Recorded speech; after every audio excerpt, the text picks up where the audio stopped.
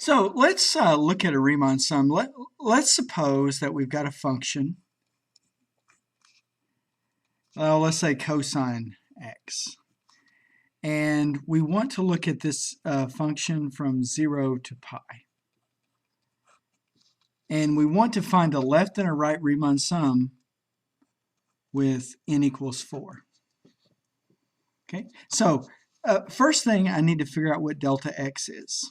Well, delta x is going to be the interval from 0 to pi, which is just pi in length divided by the number of rectangles. So that's the width of each rectangle. So let's see how this is going to look. I mean, I'm not even going to look at the graph, but I'm starting here at 0. I've got 1 pi over 4, 2 pi over 4, which is pi over 2, 3 pi over 4, and of course 4 pi over 4. That's pi right there. See? So you just count off starting at the left endpoint and adding 1 delta x, 2 delta x, 3 delta x, and 4 delta x. Now here is going to be the left sum.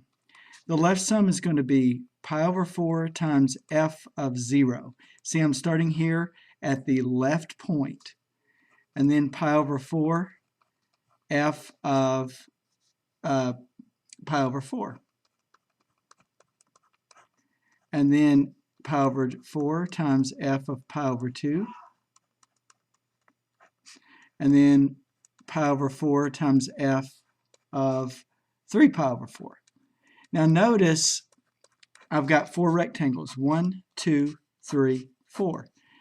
And notice I didn't plug in the pi. I started here at the left. It's a left sum, right? So I start at the left endpoint. Now, of course, now you would just go back and put in a 0 for cosine here, a pi over 4 for cosine here, and so forth. Now let's look at the right sum. Okay, here we go. The right sum. The right sum is going to be just like this, except now we're going to contain the right endpoint. So we're going to start 1 rectangle over.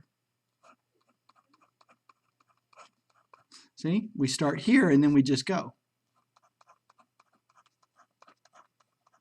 See, all of these.